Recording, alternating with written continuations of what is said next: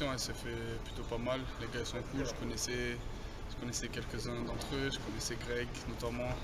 J'avais déjà entendu parler de Modibo, Raphaël j'avais déjà croisé sur des terrains donc je connaissais à peu près toute l'équipe et ça s'est fait plutôt tout seul. Et on a un bon groupe donc c'est cool. Ouais, il y a quand même une petite différence. La différence c'est que quand même sur les groupes de National 1 on est quand même 10 pros tout le temps à s'entraîner, à être tout le temps sur le terrain. Après à la National 2 on est 8, 9, on essaye un peu avec les gens d'équipe 2 pour qu'on soit complet, pour qu'on soit 10, pour qu'on puisse faire du 55.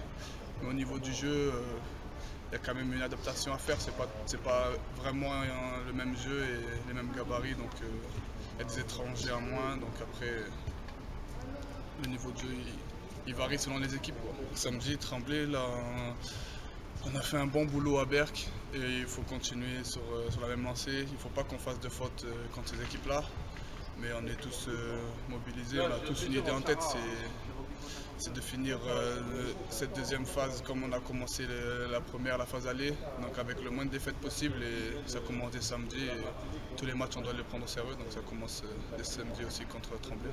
Le match référence, non, on peut pas. C'est une grosse perf, c'est surtout la réaction qui a été celle que j'attendais, qui a été la bonne. D'autant plus sur un terrain où, face à un adversaire qui était ultra motivé.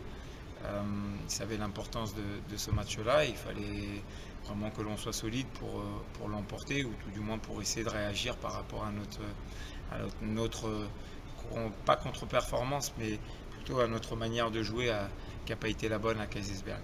Un adversaire difficile qui a des hauts et des bas dans ce championnat, mais qui a une bonne équipe constituée de bons joueurs, avec un bon meneur de jeu, un poste 5 aussi qui connaît la division et qui est dominant.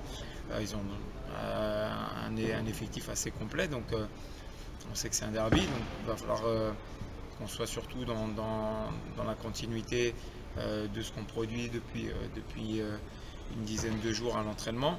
Et je pense que le match que l'on a fait contre Évreux nous a permis justement de continuer dans cette voie-là en termes d'intensité et en termes d'engagement. Non, il n'y aura pas de match facile. Le match de janvier, il était particulier. Pourquoi? Parce qu'on jouait des adversaires directs, mais il y avait aussi surtout la reprise après un arrêt assez conséquent de notre championnat. Donc il fallait surtout se remettre correctement et dans les têtes, et surtout avec un objectif bien précis de cette deuxième partie de saison. Les matchs de février et de mars seront compliqués. Pourquoi? Parce que ces équipes-là, elles voudront essayer de l'emporter face à un adversaire, si on est toujours premier, c'est le genre de match où ils n'ont rien à perdre, donc ils vont vouloir être la surprise de la journée. Et en plus de ça, ça sera des équipes qui voudront se sauver, et une victoire face à une équipe du top 5 ou top 6, c'est bon pour la confiance, et 2, c'est bon pour le côté mathématique du championnat. Donc il faudra aborder les matchs les uns après les autres et se dire surtout qu'on aura notre destin entre les mains si on est toujours premier à ce moment-là, en début février, après le match de Tremblay. C'est sûr qu'on aura surtout notre destin entre les mains, c'est ça qui est le plus important.